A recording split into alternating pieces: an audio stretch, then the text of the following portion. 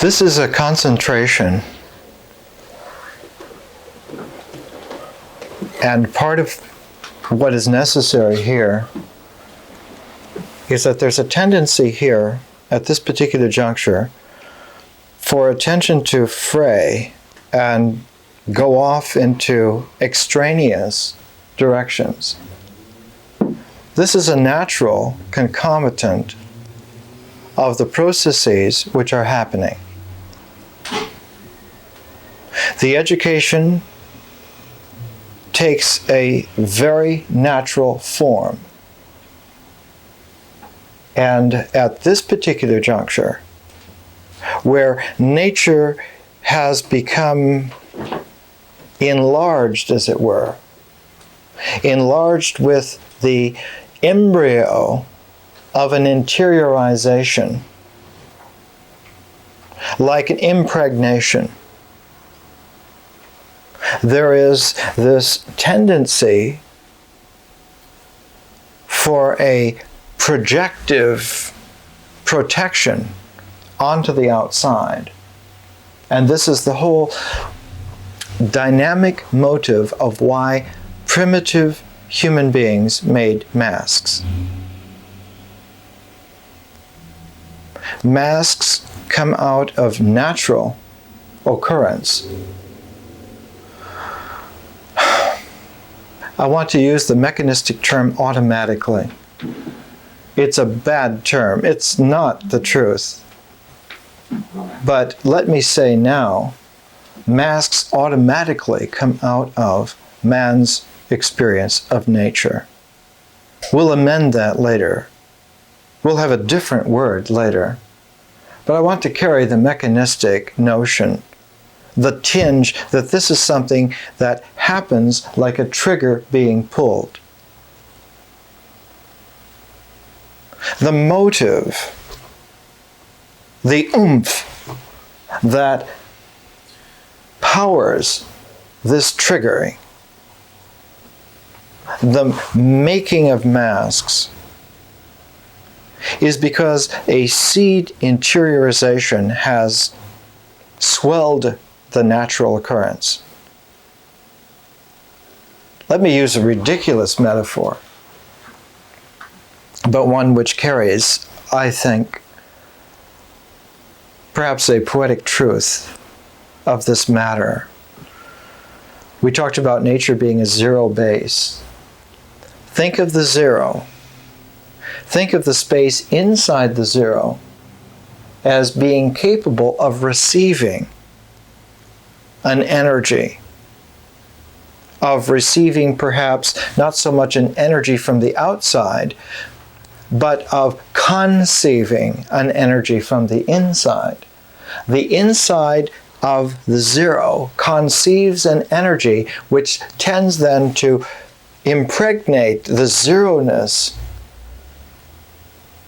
And the old-fashioned philosophic word for this was potential. Translates as potential. It's like the zero is like that Orphic egg of mythic antiquity. That the whole world, the whole cosmos is born out of an Orphic egg. The pregnant zero. Forget about the scholastic, philosophic skittishness of something coming out of nothing.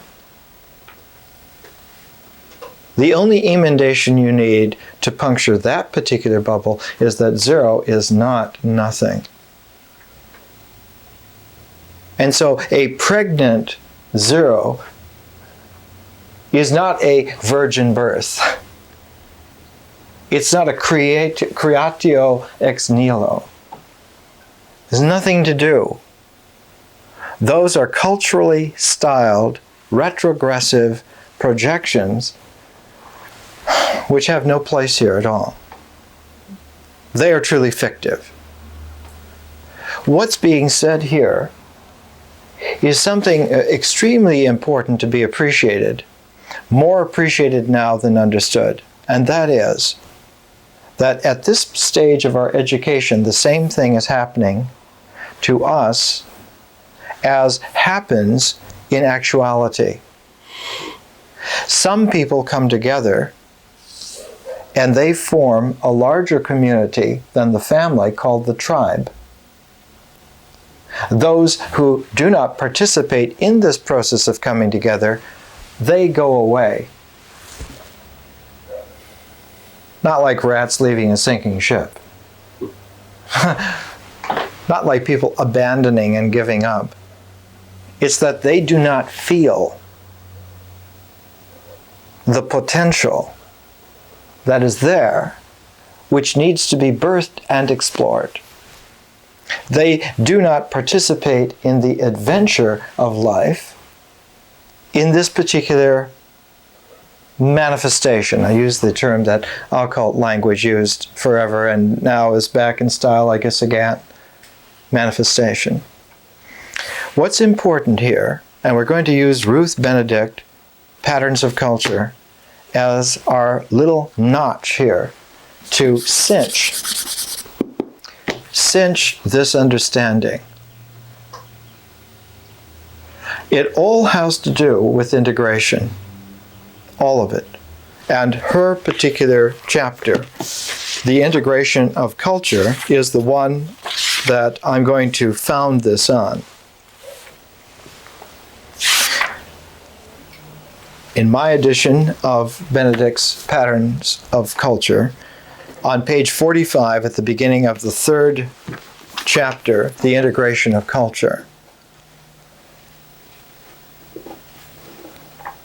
This is where the pregnant zero begins to have what is called in philosophy a cogent discussion, although Ruth Benedict's purposes are not philosophical, but they're anthropological. But her anthropology already has enfolded in it a philosophic implicitness.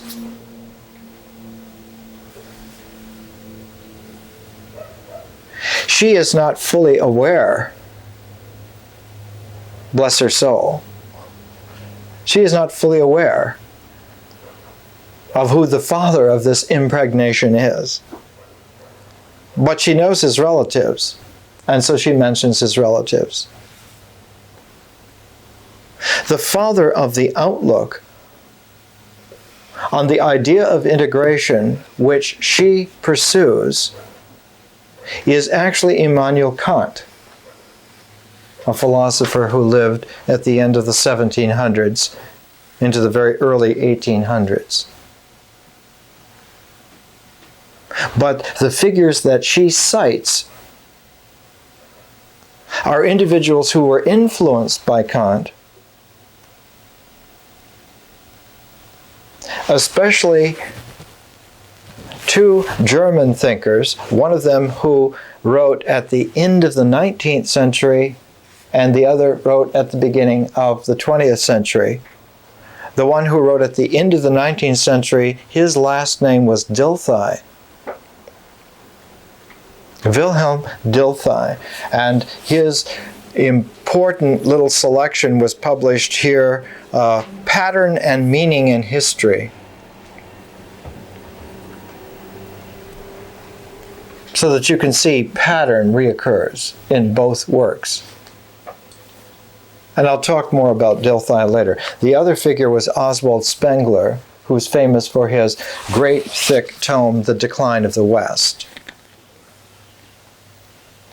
Dilthey's work on culture, he called them human sciences.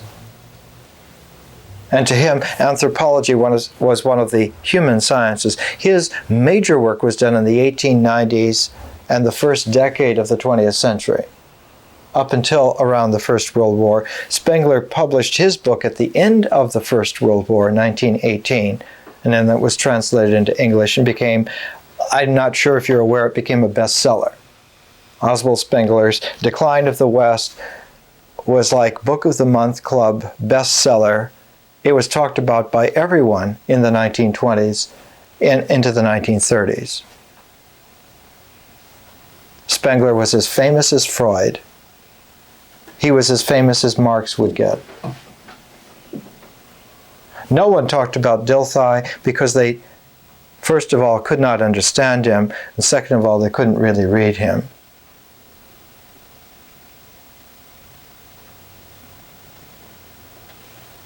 But just as Kant is the unseen ideational genius ultimately behind Ruth Benedict, the unseen genius behind Oswald Spengler was Friedrich Nietzsche.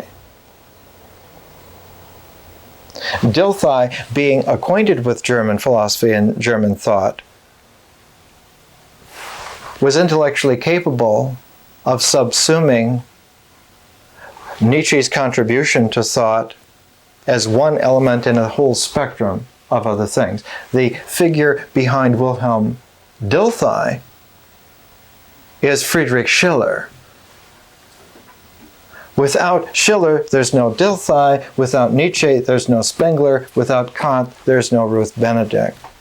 Now, to talk this way is very difficult because it involves sophisticated history of ideas, graduate level seminars. I prefer to leave all of this kind of material to the second year, except that we're having a little transition crisis here. Too many people are leaving because of misinterpreting their own feelings, their own quality of experience. And so I want to help you ground yourself that there's something very important happening here in the education. And the materials that we're using illustrate this, and you need to have that recognition so you won't scare yourself off with irrelevancies.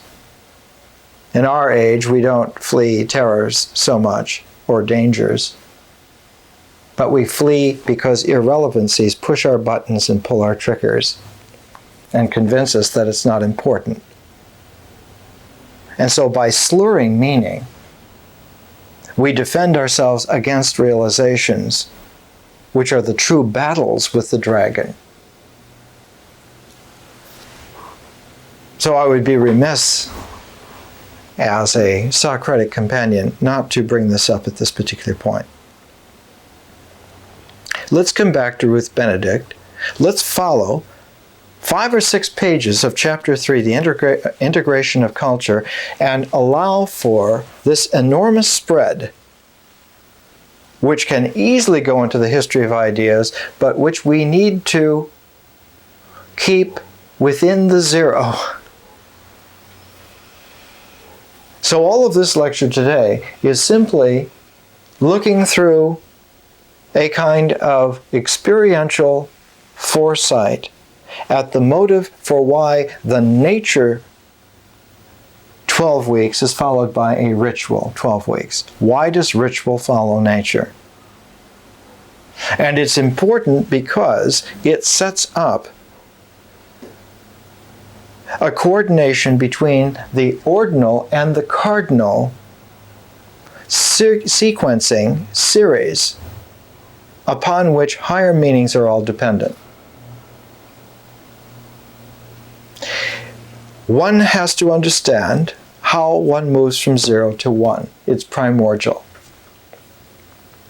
And the movement from 0 to 1 is both a cardinal movement and an ordinal movement at the same time. It's the only place in the whole sequencing that this happens. Now, to give you a little vignette so that it can stick, one of the apocryphal so-called infant stories about Jesus was that when he was 5 years old, he was placed in school. And the schoolmaster was teaching him the alphabet. And the little difficult 5-year-old Jesus was almost unteachable because of having greater insight into reality than the teacher. And the teacher scolding him for not having learned his alphabet. And Jesus at 5 replying, "If you can tell me why beta follows aleph, then I will tell you the alphabet. One has to understand that the movement from 0 to 1 happens because of a potentiated trigger that is made by virtue of the 0 not being nothing. Its very emptiness is in fact a potential.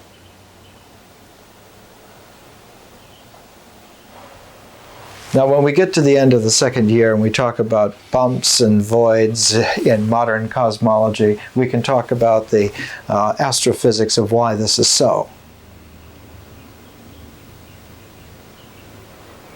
But for right now, let's just explore it in terms of resonance of Ruth Benedict's patterns of culture. We're still within nature. Our educational purpose is to somehow get traction on our education here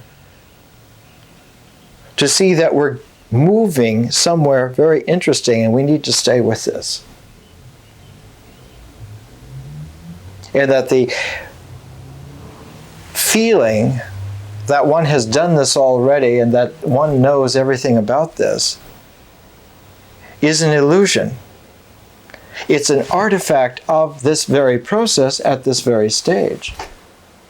Now, I've gone through this more than a dozen times. I'm absolutely breathless, waiting to see how it turns out, because I don't know how it turns out this time. And this time is totally different from every other time. And without that sense of reality, nothing further can be learned. Because the one has to come out of that 0 in just that way. And it is always fresh, it is always unique, it is always actual. Without the actuality, nothing would be real. Without the uniqueness, there would be no way to bring it together. So however many times one has gone over this, this is it. This is the first time. Now on page 45, she makes a statement. One among many statements, but the one that we'll begin with. She writes, the diversity of cultures can be endlessly documented. Now this diversity of cultures, the word that would characterize this diversity of cultures, think of it as a phrase, diversity of cultures. The word that would characterize that is the word field. Field. The word field, and there's no Greek or German equivalent because the first person to consciously use the term field was Michael Faraday, and he was English, and he used to make Friday lectures. Every Friday night in London, Michael Faraday would illustrate the wonders and marvels of modern science to rapt audiences in London. And it was Faraday at one of these Friday night lectures in London. He was talking about a candle and about the chemistry of how a candle burns. And he came to understand that there is, in the movement of energy, especially magnetic resonant energy, what he called a field. A field. And so this diversity of cultures is a field of human. Now she uses the term behavior. It's a field of human behavior.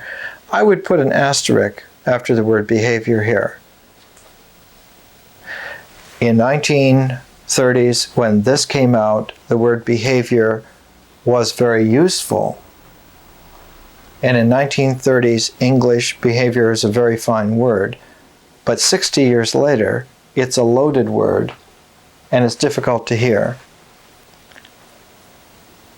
Someone in the 1930s reading Aldous Huxley's Brave New World in the first edition bestseller would recognize that this was a utopian warning about the possibilities of human behavior. But 60 years later, we wouldn't talk that way at all. So she uses the term behavior, but be aware that you should asterisk the word. The whole field of human society, that is to say, human society, the diversity of cultures that make up human society as a whole, is a field. We might today, amending Faraday somewhat, call it a spectrum. Because we recognize now that the energy which Faraday was talking about is indeed electromagnetic, and it forms a spectrum, the electromagnetic spectrum. And so the later 20th century version of Faraday's word field would be spectrum. So that what Miss Benedict is talking about here, in our parlance, is that there is a whole spectrum of human cultures, ranging from one extreme to another, and all shades in between. What she says of this spectrum of human cultures, of this field of society, is that traits merge and become inextricable. Traits merge. And we'll have to look at the word traits in just a minute. It comes from the father of anthropology as a disciplinary science that can be taught in universities. His name was Tyler, Edward B. Tyler. And we'll look at some of Tyler's work. His original work was 1871. Friedrich Nietzsche's great book on the birth of tragedy is 1872. So that right at the time when the United States was being run by U.S. Grant, in England and in Germany, two very important works came out at the same time. E.B. Tyler's Primitive Culture in 2 volumes, founding anthropology, and Friedrich Nietzsche's The Birth of Tragedy coming out and founding a completely new perspective on philosophy. 1872. What Ruth Benedict is talking about here in chapter 3, the integration of culture, and notice now I'm coming back. Notice the technique of weaving. I'm coming back. It's like sewing. I'm not establishing a form by definitional exclusion. That's a rather naive process. To define by creating boundaries that occur because of exclusion is a very naive psychological process, and one that leads to egotistical bigotry and many other things which we would not like to practice. But most fundamentally, it does not lead to the integration of the character of human beings, nor to the differential freedom necessary for the person. It ends by tying knots in the psychology where there should be bows.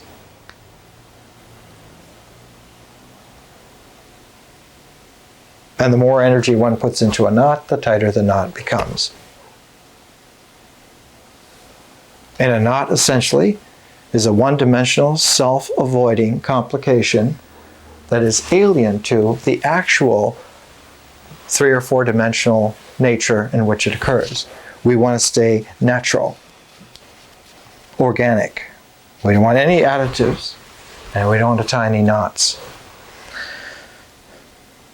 Ruth Benedict uses one of Tyler's words, traits. She says traits merge and become inextricable, and that the traits that merge are intrinsically independent.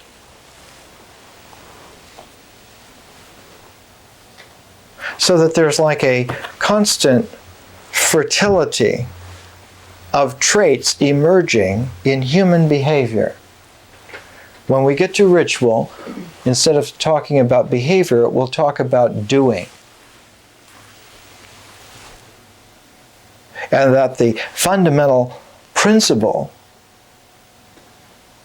of doing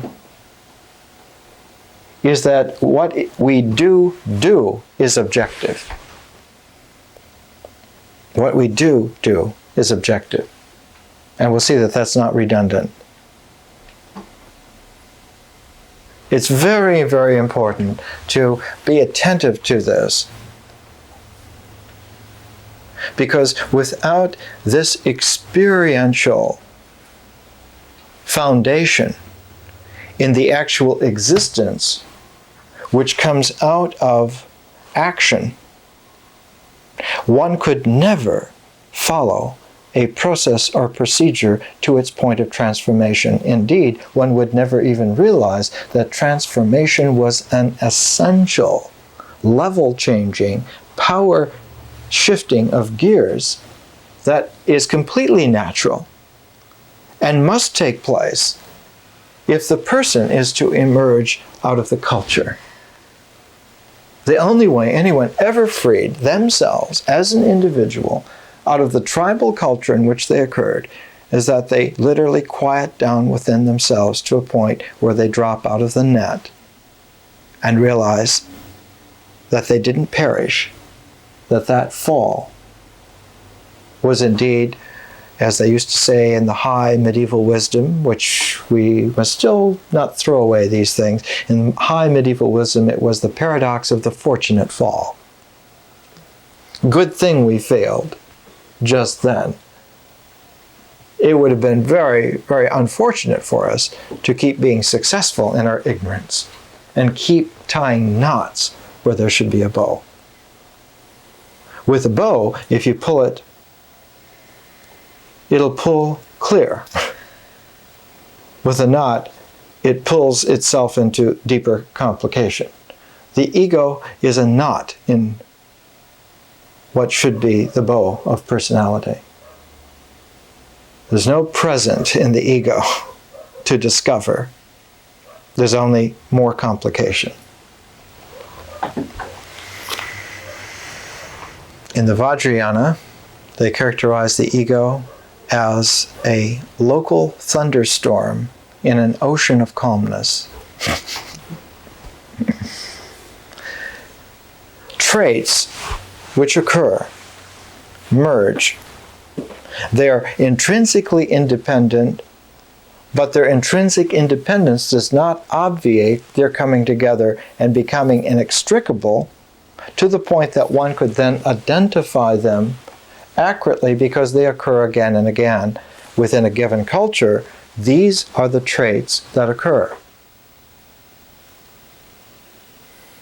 And that one needs to be very circumspect when trying to understand this from the outside, when trying to appreciate this when one is not a tribal member, not to fall into the very flawed procedure of seeking to pull apart these merged traits into their individual items and then analyze on terms of the pulled apart items and think that they're interchangeable, that the pulled apart traits then from 10 or 12 different cultures are all interchangeable, and you can talk about the traits of this tribe and the traits of that tribe and how analytically one has pulled these apart, and these elements then are in common, they merge together, and one comes up then with a theory of man based upon this kind of analytical procedure. Ruth Benedict says this is creating a Frankenstein's monster.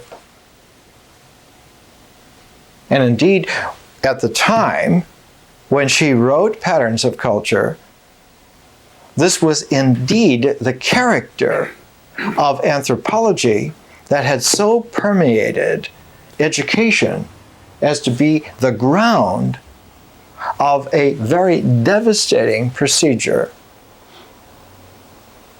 The procedure was documented many years later, years after Ruth Benedict, by a man named Robert Callahan. And he published his study at the University of Chicago, the University of Chicago Press. It was called The Cult of Efficiency. The inculcation of these practices into education is what destroyed the whole wholeness, the entire wholeness of the educational process that had been developed up until that time. This happened after the First World War. It happened in 1919. And all of the great advances in education for 300 years were simply pulled apart and rearranged by persons who had no idea of what education was, could not practice it, had never taught a single person, including themselves, to the point of maturation, much less realization, much less radiance of person. And so for 3 generations, education has been a piecemeal dicing up of people until we have a mulched culture that's only good for what in Tennessee they call sour mash. You can't do anything with it. And the nightmare junkyard that we live in culturally is a direct result of this. The lack of any sustainable personality by people under 20 now is a direct tragedy of this. They can't stop it because they don't know any better. They're already beyond Thunderdome.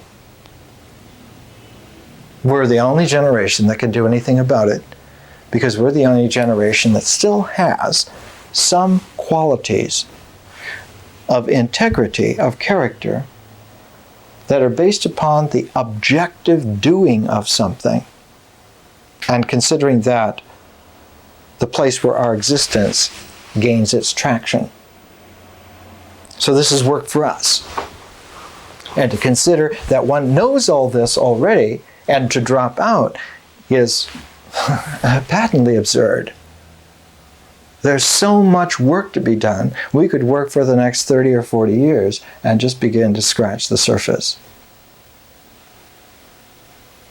But you're not expected that you have to do that, but simply appreciate that this is rather the case here. Ruth Benedict, by saying that the diversity of cultures can be endlessly documented, is not just saying that there's no end to documentation, therefore we shouldn't document it. Not at all. She's saying, yes, we need to document it, but with a mind to be conscious of what we're doing. She says it is a corollary of this, a corollary of the understanding that the diversities of cultures can be endlessly documented. It's a corollary to that standards, no matter in what aspect of behavior, range in different cultures from the positive to the negative pole. Any culture has the entire range of capacities from positive to negative within it, and is not merely an example in some theoretical ur-culture which ranges from pole to pole. The reduction to absurdity of cultures also applies, as one tragically documents in the 20th century, to persons. To consider any person a simple flick of something which the whole spectrum of humanity then transcends. That you are simply an example of this particular number in a whole spectrum of numbers of man reduces the universe of the person, just as the universe of the particular culture was reduced in bad anthropological theory. And bad anthropological theory was the basis upon which bad psychology flourished, and out of that flourished bad psychology. Failed education was the most tragic mode. On page 46, she writes, "The significance of cultural behavior is not exhausted when we have clearly understood that it is local, it is man-made, and it is hugely variable. Even when we have understood that culture is local, it has local variations all the time. It is man-made, it's made by what we do. And it's hugely variable in that the way that traits merge is always distinctive. There's something beyond that. She makes this point. She says beyond that, all cultures share the fact, the characteristic, that they tend to be integrated. Not that they are integrated, but they tend towards integration. They all tend towards integration. Don't slip into the solipsism of thinking that she's saying that every culture is perfect unto itself. She's saying that all cultures share this tendency towards integration, so that integration, whether it's in terms of culture or later on in terms of individual, integration is the characteristic energy mode that we need to tune ourselves with. She says that integration is a consistent pattern of thought and action. Integration is a consistent pattern of thought and action.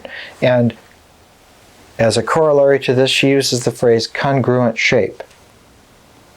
Now, congruent is a term from geometry. If you have two equilateral triangles and you place them on top of each other, they're congruent. If you have an isosceles triangle with an equilateral triangle, they are not congruent. Yes, they're both triangles, but they're not congruent. She says that congruent shapes, notice that the two hands, when facing each other, are congruent, but the two hands, when held apart, are complementary. She says that congruent shapes, which characterize a consistent pattern of thought and action, characterizes this tendency towards integration. Then she makes this statement on page 47. Cultures are more than the sum of their traits. We may know all about the distribution of a tribe's form, of marriage, of ritual dances, of puberty initiations, and yet understand nothing of the culture as a whole.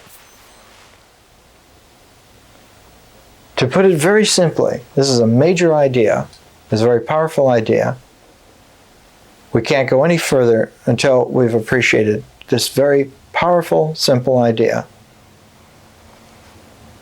There is no way that a reductive analysis that isolates individual elements has given us the sense, the feeling, the appreciation for the ensemble movement of the whole.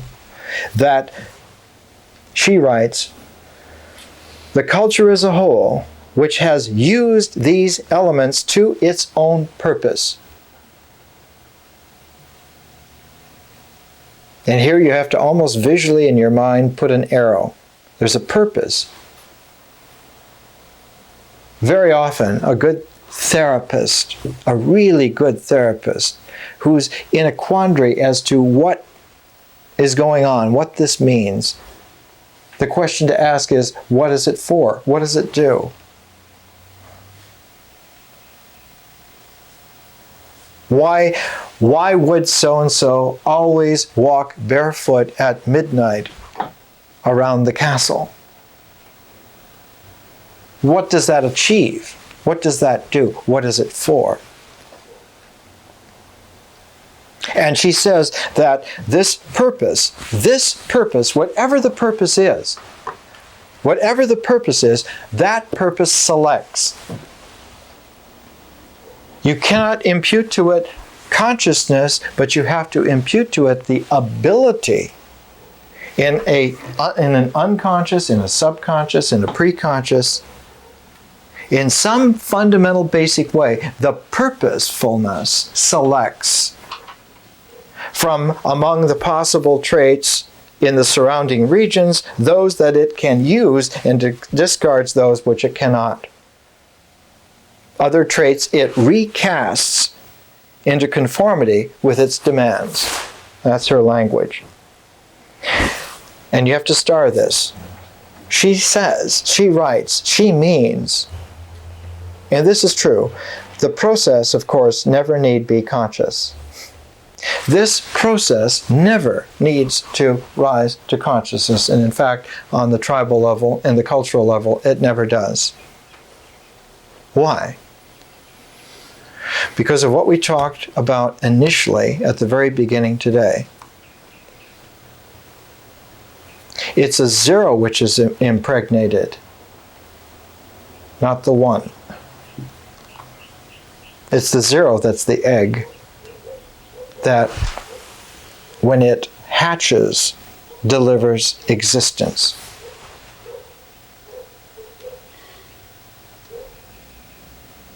We are only objectively manifest when we do something, but before we do something, before anything is done, that realm, that field is most important. When it came time for Immanuel Kant to make one of the most powerful statements in his great work, which is called The Critique of Pure Reason. Here's an English translation of it, many, many hundreds of pages. He wrote in this way: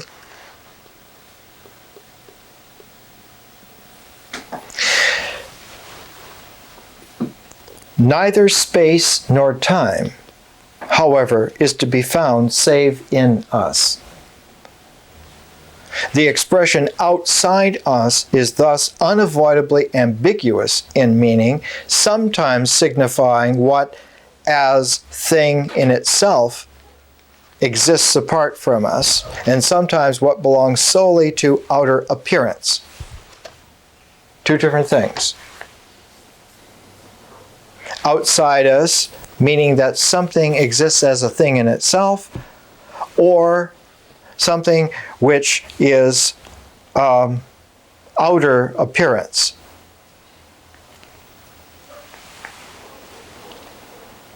In order, therefore, to make this concept, in the latter sense, appearance, in order to make appearance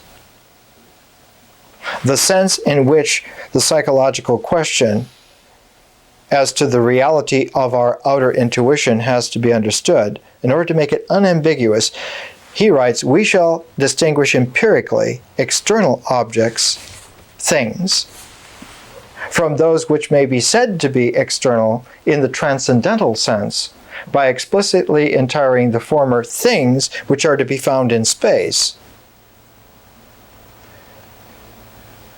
And then a smashing sentence. Space and time are indeed a priori representations which dwell in us as forms of our sensible intuition before any real object, determining our sense through sensation, has enabled us to represent the object under those sensible relations. A priori. The most fundamental language that Kant used, the fundamental phrase. The pregnancy of the zero is an a priori. The one has no a priori in and of itself. The one's a priori is the zero. Now, without appreciating this, and I know it's stretching a little bit, I know it's out of place, but there is nothing but a minefield of flaws intellectually for someone who cannot appreciate that fundamental. One hesitates to even give it a name. It's the mystery of nature which is pregnant with possibility, that delivers itself as existence, and it's not existence which begins life. Life begins in mystery and not in existence. Existence comes out of the mystery, and that's what makes life wonderful. Not that life comes out of existence. And so there's a deep intellectual flaw when one says, like Descartes, cogito ergo sum. I think, therefore I exist.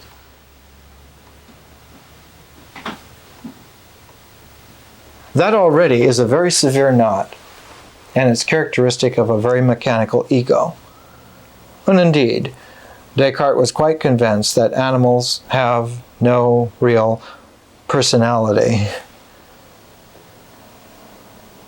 That if you kick a dog and it howls, it's a mechanical response to pressure and so forth, and the dog is not really hurt.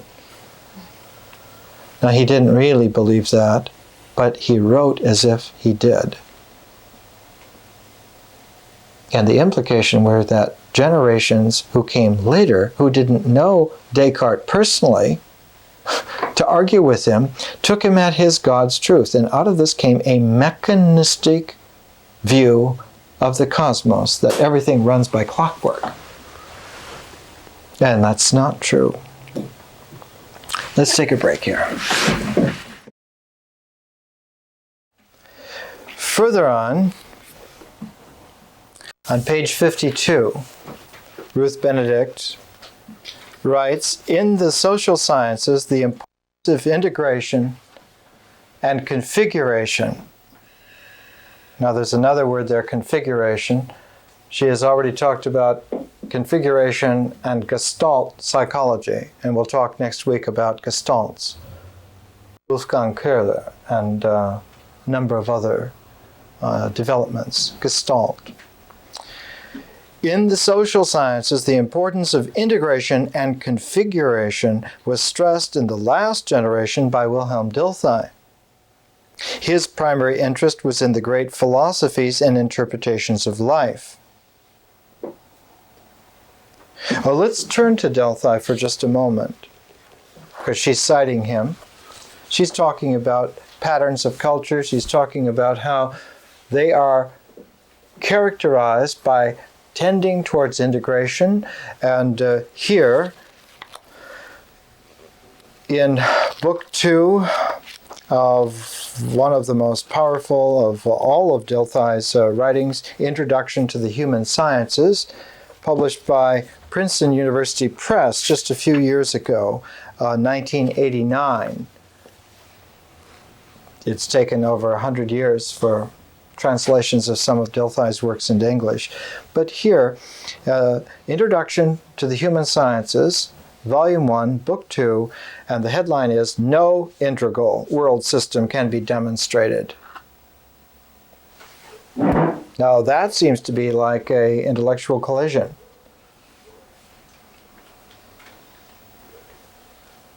Let's listen to what Dilthey, who is a very, very subtle mind,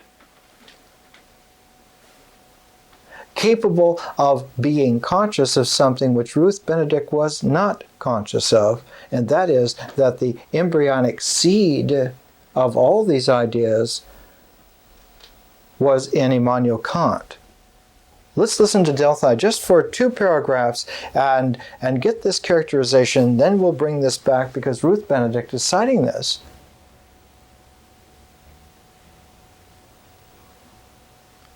And we need to know not only what's important about Ruth Benedict's patterns of culture, but we also need to go underneath the basement, underneath the foundations, because there are some rather large loose ends. And the very large loose ends in patterns of culture turn out to be a very severe confusion, especially as regards to art. And we need to understand that the aesthetic idea is not something peripheral. but is something that is fundamental. It's a fulcrum. It's all tied up with what we would call, in the catchword phrase, primitive art. Here's what Dilthey writes under the headline, "No integral world system can be demonstrated."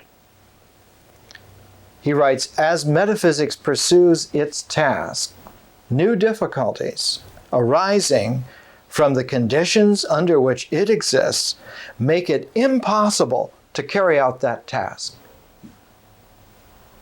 As metaphysics goes about its purpose starts selecting, and this is true enough, and as metaphysics' purpose begins selecting and bringing together, it discovers what it cannot believe and therefore does not become conscious of, that it cannot complete its task. Dilthey writes, "One objective, determinate, integral system of reality that excludes other possible ones is not demonstrable." Now this happens to be logically airtight. It's not only sound, it's airtight. In order to have one completely self-defining logical system, one cannot arrive at a demonstrable example, much less working. Why? Because it cannot define its own a priori basis. You need a corollary, subsidiary, second system simply to do that. And this, of course, ends in famous kind of infinite regression. Dilthey is very sharp on this particular point. He has some areas also. But let's follow him. One objective, determinate, integral system. Notice the term here, objective, connotates for us a ritual doing. But for metaphysics, it connotates the objectiveness of nature, qua nature, which means going beneath things to the natural substrate of conditions, which Dilthey points out very accurately is actually an abstraction which takes place in the mind and in no way takes place in actuality. And we have to appreciate, aside from all this, we have to appreciate in our education today that mask making is not an abstraction. The mask is not an abstraction of the food. The mask is the existential manifestation of the mystery of the food. And it's a flaw in Ruth Benedict. She says there is no mysticism at all in the origins of culture, when in fact the whole thing is mystical. All of it. All of it. And that is demonstrable. And we in fact are going to do it here. We will do that. To your satisfaction. That's what the next 3 months are all about. Let's come back to Dilthey for the rest of the paragraph. One objective, determinate, integral system of reality that excludes other possible ones is not demonstrable. This is another reason for establishing that metaphysics as a science is impossible. This integral system would have to be either derived from a priori truths or found in the given. An a priori deduction is impossible. Kant actually developed the kind of system of a priori concepts and truths that had already been envisaged by Aristotle and Descartes. Thus, he drew the final consequence of metaphysics, which is to tend progressively towards abstraction. He proved irrefutably that even under this condition of abstraction, quote, the use of our reason extends only to objects of possible experience.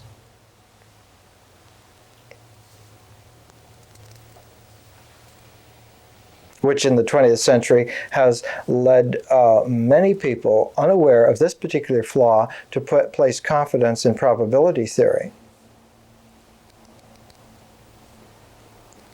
If you're choking to death, you don't want to be satisfied with the probability that you can draw another breath. You want to have that breath. And lo and behold, the mystery of life is that you actually take another breath. You don't breathe the probability of another breath.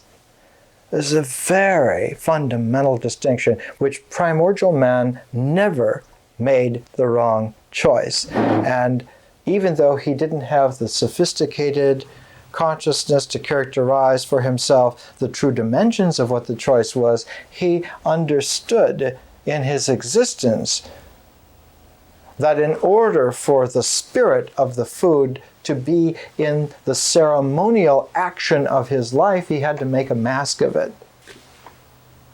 The motive for making a mask was not that he was superstitious, but that he wasn't superstitious.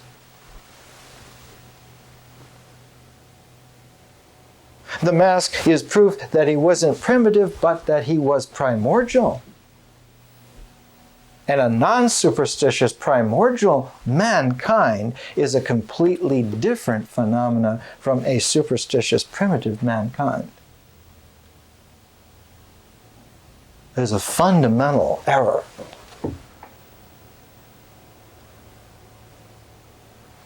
The boys and girls who have set up academic disciplines on the basis of this flaw get an F, a failure. And they should be sent back to school. Pardon me. Excuse me. But when you realize the damage that has been done, it is unconscionable. I suppose they had never realized that someone would come to present the bill.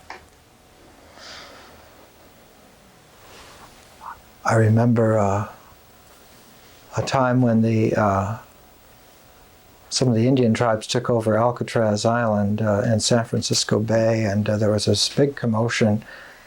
And one of the executives for Chevron Oil in San Francisco particularly made some very demeaning statements that were quoted in the San Francisco Chronicle. And the young tribesman from Northern California brought a warrant to arrest the executives for Standard Oil for having ripped off tribal mineral rights without having ever paid for them or asked for them.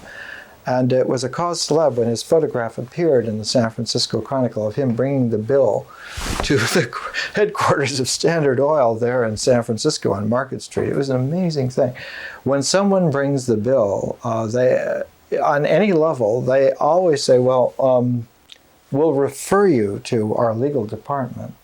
Well, the legal department here is the psychological courage of existence, and you can't delegate that to someone else. The bill comes for you. Benedict quotes Dilthey in support of herself. Dilthey himself radically denies that her central thesis can ever be, and quotes the proof of Immanuel Kant with his a priori understandings, which Ruth Benedict is rather unconscious of, and one is left with open hands of saying, well, then why are we using this? And we're using Ruth Benedict because she is absolutely true, even though she doesn't present the exact and correct case for it. She still is extremely true. She's true in spite of her lack of intellectual underpinnings, if I may say. Why? Because she actually got the experience of the people. She worked with the Zuni people deep enough, and she extended herself enough to them that she knew better, even though she couldn't say better. Dilthey could say better, but was in a stage of protracted struggle with the German civilization as it was consolidated about just before the First World War, and there wasn't much that he could do. He could say better, but there wasn't much he could do. And of course, when National Socialism took over the German culture, they scrapped German civilization for a Teutonic culture. And it was very easy for them to do because there was such a miseducated population that they didn't know that they had literally thrown out the baby with the bathwater. They had no idea. Until they were served the bill by General Patton in North Africa, the Battle of Kasserine. The highfalutin German military command that had dismissed the Americans as being bumbling farm boys were beaten by a strategic genius. If you saw the Coppola's film on Patton, the famous phrase was, Patton said, "Ramo, you beautiful son of a bitch, I read your book."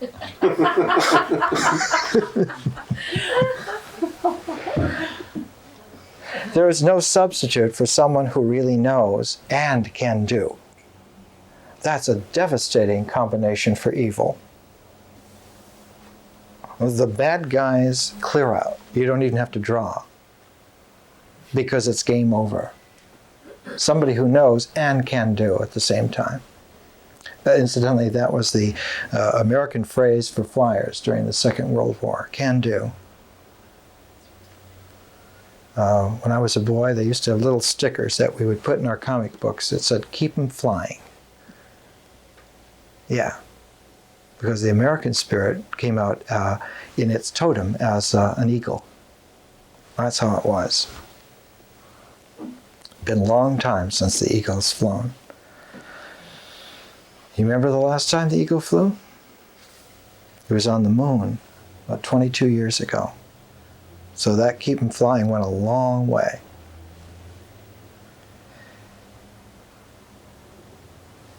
Not so far away from that world is our quoting Dilthey vis-a-vis Benedict's Patterns of Culture in Nature 10 in our education.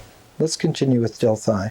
He's talking about Kant, who had developed a whole system about a priori deductions.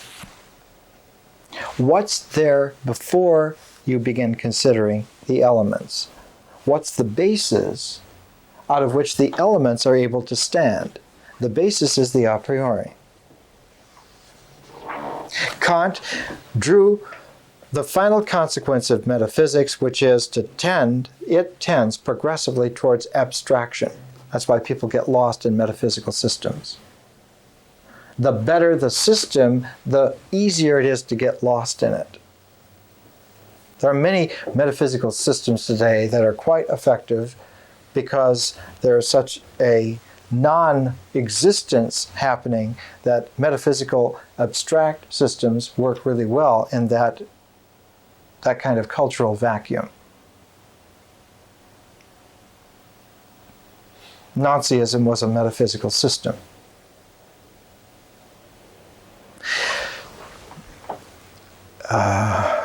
Peter Weir wrote a beautiful examination of that. I remember George Mossey, when he was talking about the difficulty of putting down totalitarian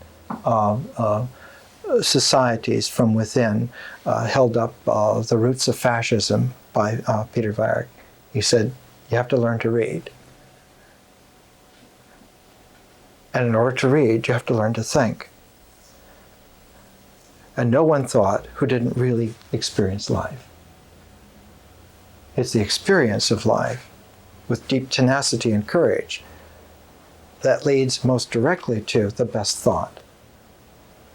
Later on, we'll use Suzanne Langer, the great American philosopher, her philosophy in a new key. And for her, music becomes the fundamental understanding of the new key in philosophy. New key, notice key, musical tone. And music was for her that deep origin of art. And she wrote once in a book, Philosophies of Art, she said, I'm scouting the possibility that feeling is primordial, that thought is an elaboration of feeling. And so to have really excellent thought, one has to be able to really feel what you're feeling. And if you tend towards abstraction, the feeling is about appearance, not about existence. And when you're conscious of appearance and not about existence, you're fodder for the next tyrant. In The Lonely Crowd, David Reisman, writing in 1946, said the coming America is filled with young people who are more concerned about having the appearance of freedom than of having freedom. And that's only 3 years after Patton.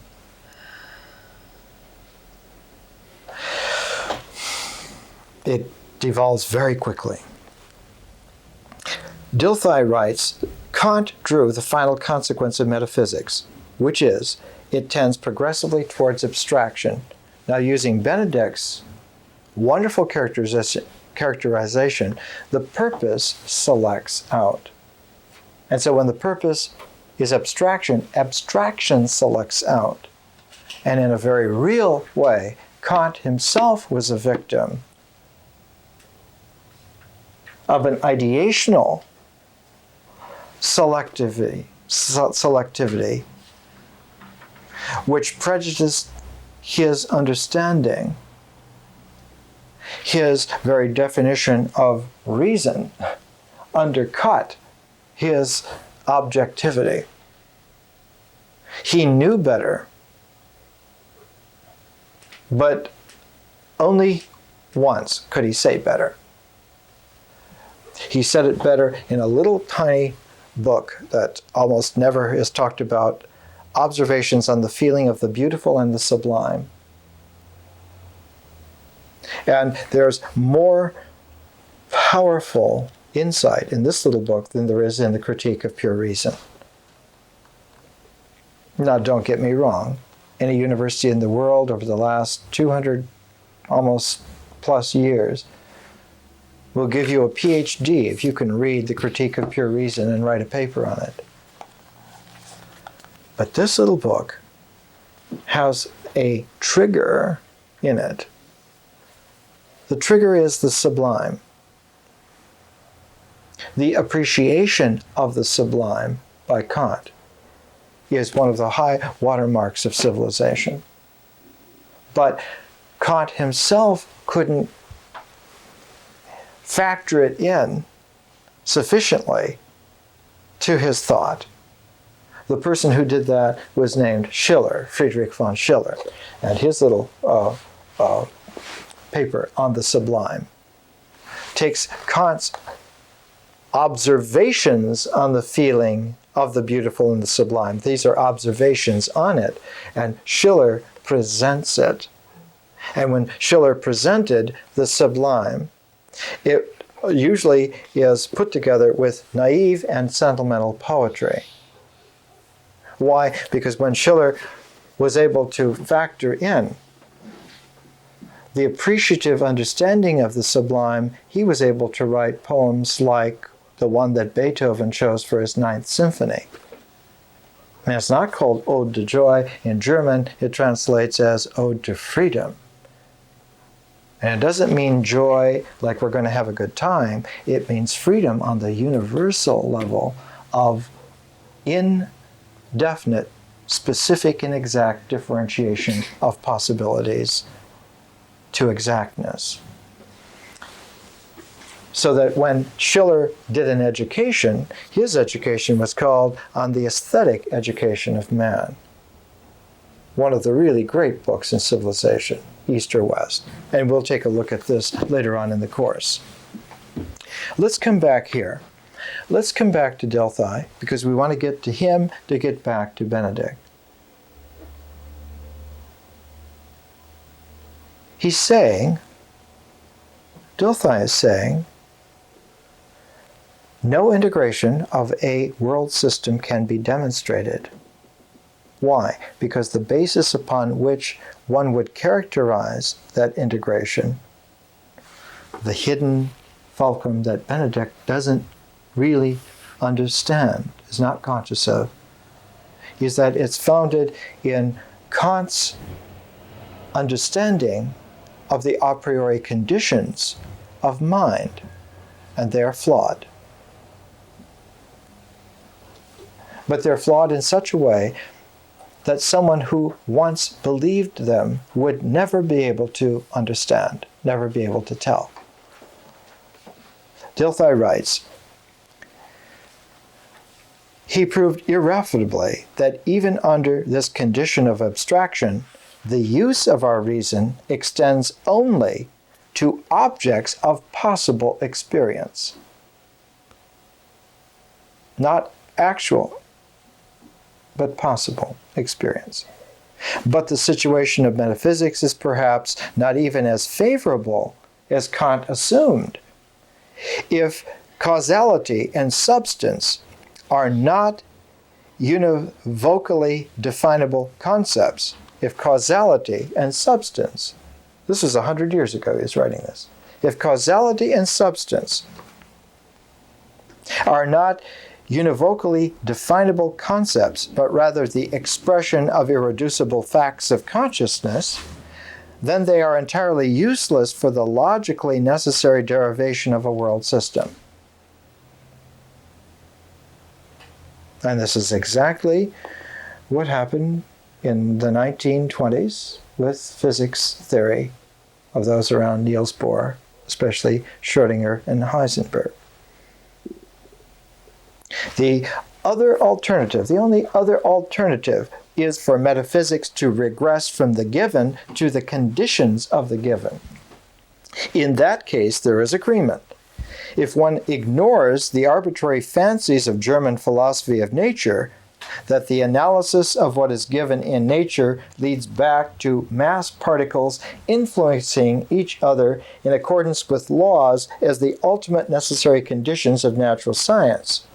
We pointed out that there is no connection known to us between the existence of these atoms on the one hand, and on the other, the facts that can be ascertained about their interaction, about laws of nature or natural forms. We saw that no similarity exists between such atoms and the psychic life units that enter the world as unique individuals, experience vital interchanges while there, and then disappear from it again. The ultimate concepts to which the science of reality can attain thus do not include that of the unity of the world process. It means the actual wholeness of a life is not discernible with this procedure. It means that there is no way that the zero mystery, which is the true substrate of life, can be recognized, much less appreciated, much less taken seriously and worked into as a part of one's actual purpose. This is the origin of illusion. Now, it isn't simply the genius of late 19th century German thought that was able to come to this. There are many times in this planet, in India, in China, even in Greece, in Egypt, many places where the requisite clarity of mind and the necessary courage of life were paired together. There's a whole tradition of that. If one follows this, one is left with a residue, which is that a polarity occurs. For instance, in Spengler, the polarity here is the Faustian and Apollonian nature knowledge. That on the one hand, there is an Apollonian form of nature knowledge, which is based on like classical Greek here-ness, that the forms are here. Spengler uses the term near. Whereas the Faustian deals with subtly, always changing, scintillating, shimmering possibilities, and he calls that distant. The near and the distant. The Apollonian and the Faustian. Close to the Apollonian and the Dionysian of Friedrich Nietzsche, but somewhat different. But both, and this is just, I'm sorry for the tour de force here, but I don't have time to just, work it in. Both of these thinkers, Spengler and Nietzsche,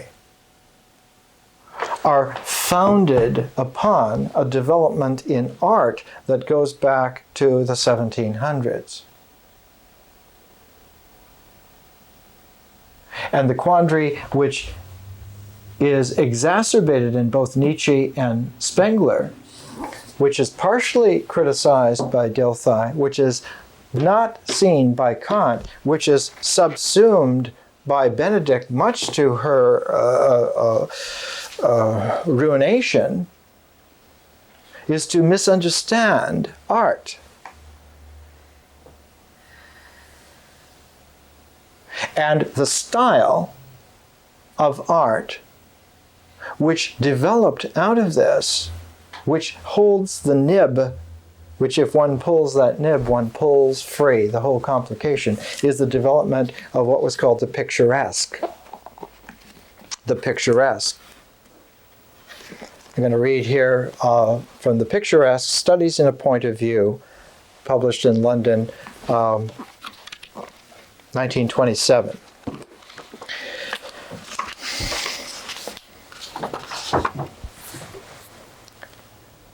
The picturesque had to do with the English and German appreciation that nature occurs most pristinely in landscapes. One, in order to experience nature, goes out of doors, to the land, to the sky, to the ocean, to the mountains, to the landscape. So that nature becomes almost synonymous with the landscape.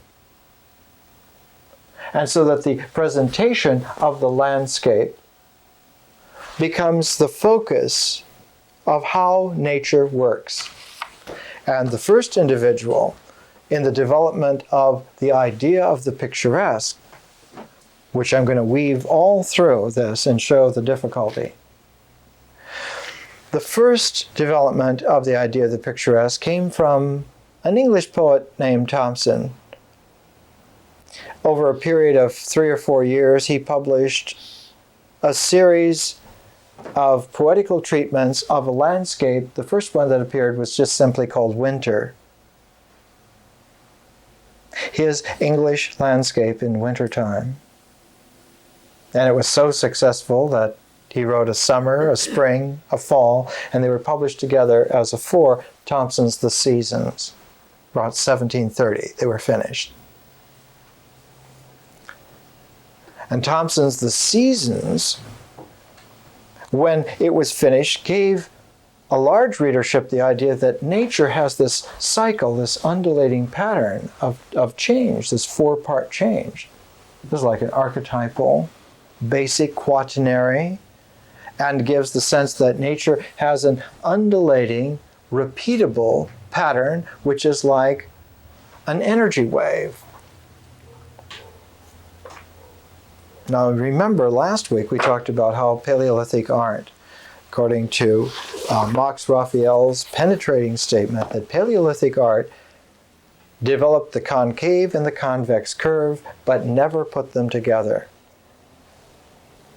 At the very origins of art, the concave and the convex were a pair whose resonance between the two of them engendered a mysterious quality, and they were never put together because it takes the conscious mind. It takes the quiet of the conscious mind to put those two together, and that's when you get what is known as the sine wave. Literally, it's called the sine wave, out of trigonometry. The sine wave. The sine wave is the frequency at which energy is characteristic in its manifestation. You can make a direct correlation between the sine wave frequency and the amount of energy that's there on the electromagnetic spectrum. The brain wave of the alpha state or the beta state, whatever you like, has a definite signature in terms of an energy sine wave, which is not only knowable, it's knowable to exactness. Not just to high probability, but to exactness.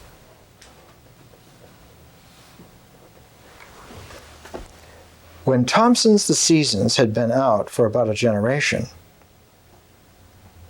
another English writer named Burke wrote an essay called Sublime and Beautiful, 1756. The Sublime and Beautiful. Notice that Kant paired together beautiful and sublime together because he had read Burke. Hadn't read Thomson, but he'd read Burke. Do you get the feeling that Charlie Chan is on the case? Yes, he had read him. Lo and behold, why would you pair beautiful and sublime together? Something which was unconscious to Burke because he never read the seed author of those two together, who was Plotinus, who lived about 1400 years before Burke. And Burke never really got to read Plotinus. He didn't understand.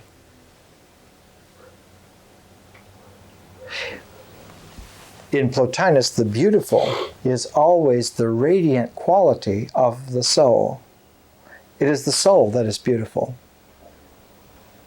Beauty is already a spiritual form. As sublimity, the sublime, as we would say today, is the field in which the beauty of the soul plays. And that's why they go together. And they've been together since Plotinus' time. Neither Thomson nor Burke knew that. Kant could have known that, but didn't really take it into consideration. Kant did not read his Plotinus very well, and is a fatal flaw to a good thinker. It's unfortunate. On this level, you have to do your homework. There's no way to crib. And you just can't talk a good game because somebody will bring the bill eventually. In the 1790s, some 60 years after Thomson's The Seasons, some 40 years after Burke's On the Beautiful and Sublime, came the first book that used the term picturesque, Essays on the Picturesque, and it coincides with the beginnings of Kant's philosophy of trying to criticize the mind, Essays on the Picturesque. And part of the quality of the picturesque that was expressed in 1795 era was that there's no definite form in the picturesque. Its chief virtue is that it gets rid of form. Something is picturesque, as later on Yeats would say, in the half lights we paint much more beautiful pictures of what is real than in the full glare of the Klieg lights. He didn't write that, but that's what he meant. The sublime, when it manifested into the appreciation of the picturesque, leads directly into what is called the romantic understanding of man and art. And the romantic is always opposed exactly to the classical. And the hero of the romantic outlook is Faust, whereas the hero of the classical outlook is Apollo. Spengler's Faustian and Apollo is the opposition in cultural historiographical terms of the classic and the romantic. And the difficulty with that is that both of these are intellectual forms that do not occur in culture, in nature, in myth, in ritual. They don't even occur in symbols. They only occur in art and history. And it is a false imputation to say that these later developments that don't even occur in what we are examining now are the root causes of those earlier conditions. That somehow these, what are later developments, are hidden, unconscious, a priori values which structure the way in which primordiality comes out. This is not only putting the cart before the horse, this is putting the barn which the horse is going to feed in before you even have a cart or a horse to deal with. In other words, it is a massive, flawed confusion of purpose from unclear thinking. Someone like Plotinus would never have made this kind of error, and he didn't. And a lot of the problems of the modern world are due to the fact that people who've been running it are pretty shoddy thinkers. They don't know what they're doing. And now that they have nuclear toys, they have to be put out to play in a more harmless field of endeavor than running civilizations. It amounts to this. Benedict is completely right that the integration of culture, the tending towards the integration of culture, is the synthesizing purpose of all of its activity. But what we need to appreciate is that existential activity has for its motive not some kind of a priori structures of consciousness, like space or time.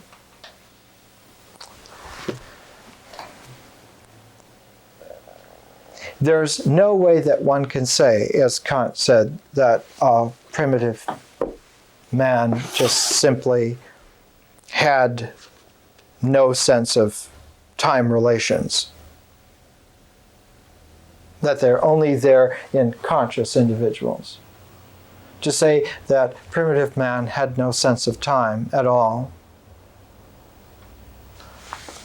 The Australian dream time is complete negation of that.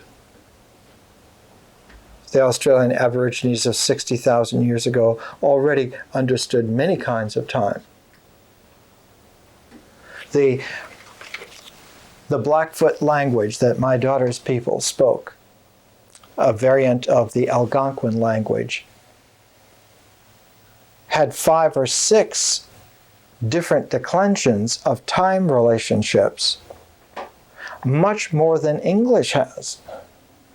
They had at least twice the range of expressibility about time tensing and the declensions of action and activity than the English missionaries who squelched them.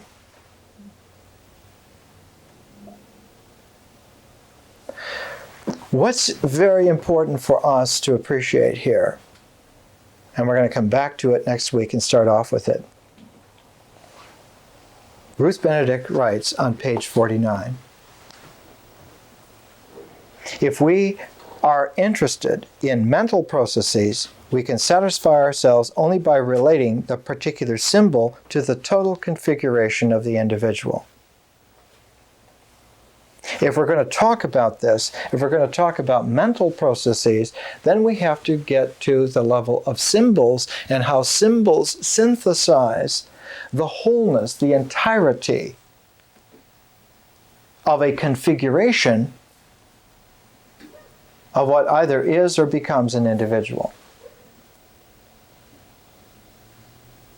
And when we get to symbols towards the end of the year, we'll read Virginia Woolf's To the Lighthouse and Faulkner's As I Lay Dying, which are two perfectly excellent works of art, one by a woman and one by a man, that do for us exactly that. They take a central synthesizing symbol and show us the total configuration of the patterns of person making.